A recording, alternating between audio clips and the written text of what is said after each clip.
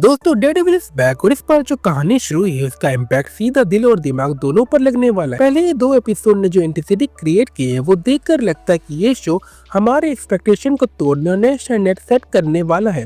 तो चलिए बिना किसी देरी के शुरू करते हैं इसका रीकैप, रिव्यू और ब्रेकडाउन का सफर। Matt Murdock return but at what cost. कहानी शुरू होती है काम मोमेंट से। मैट, कैरन और फॉगी ऑफिस निकल रहे हैं। हेल किचन की हवा महसूस हो रही है, लेकिन ये शांति सिर्फ एक इल्यूजन है क्योंकि सिर्फ कुछ ही देर में जानूम का दरवाजा खुलने वाला है।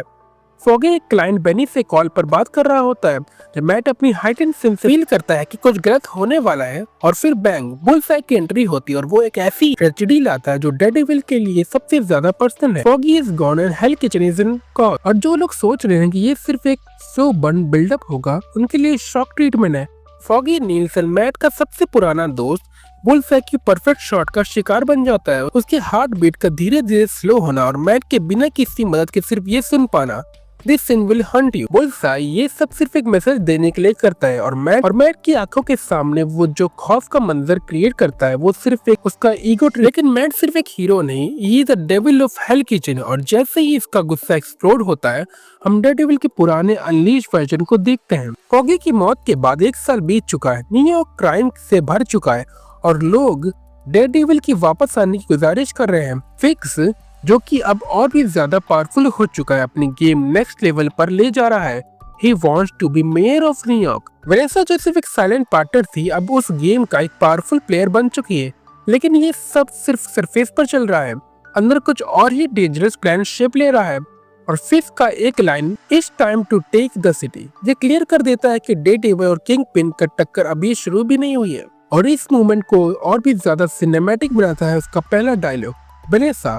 अगर तुम डेयरडेविल के पुराने फैंस हो तो तुम्हें पता होगा कि फिक्स और वेनेसा का रोमांस एक डार्क ऑब्सेशन जैसा है, लेकिन अब बात सिर्फ प्यार की नहीं। फिक्स ने जब अपने शैटर्ड एम्पायर को दोबारा बनाया तो 2 चीज समझ आए, वेनेसा के लिए इसका अनडाइंग लव और न्यूयॉर्क पर उनका कंट्रोल। अब कोई और छोटी मोटी क्रिमिनल एक्टिविटीज नहीं, तो सीधा मतलब ये है कि मेयर फिक्स, और हम सब जानते हैं कि ये होने ही वाला था। वेनेसा भी पीछे नहीं है। जब फिक्स छुपा हुआ था उसने बिजनेस को बुलेट प्रूफ बना दिया था। इसका मतलब ये है कि फिक्स के मेयर बनने पर इलीगल एक्टिविटी का सवाल ही नहीं उठता। ये कम से कम दिखाने के लिए तो ऐसा ही, लेकिन ये कितना एयर टाइट है ये देखना अभी बाकी है। सबसे इंटरेस्टिंग पार्ट, वेनेसा और फिक्स की रिलेशनशिप दूसरे से इतना दूर होने के बाद क्या वो दोबारा वैसा ही प्यार महसूस करेंगे? जब वेनेसा जो इतने टाइम से पावर कंट्रोल कर रही थी उसे छोड़ नहीं पाए। फिक्स चाहता है कि सब कुछ नॉर्मल हो जाए, पर वेनेसा के पास एक और आदमी भी है, एडम। ये सीजन वेनेसा और फिक्स के डायनेमिक और एक नए लेवल पर ले जा रहा है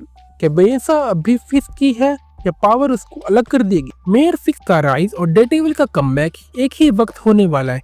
ये सिर्फ एक इलेक्शन नहीं, न्यूयॉर्क की तकदीर का फैसला है। अगर तुम्हें लगा कि ये शो नेटफ्लिक्स डेयरडेविल की इंटेंसिटी मैच नहीं कर पाएगा तो भूल जाओ। पहले 2 एपिसोड ने क्लियर कर दिया है कि ये एक बोल्ड, डार्क और इमोशनल रोलर कोस्टर होने वाला है। मैट वर्सेस फिक्स की फाइनल बैटल बस एक शुरुआत है। और दोस्तों आपको फॉगी की मौत का सीन कैसे लगा? फिक्स मेयर बनेगा या नहीं? डेयरडेविल क्या हेल किचन को बचा पाएगा? अगर ये ब्रेकडाउन पसंद आया तो लाइक और सब्सक्राइब जरूर करना, क्योंकि डेयरडेविल का असली वॉर अभी बाकी है।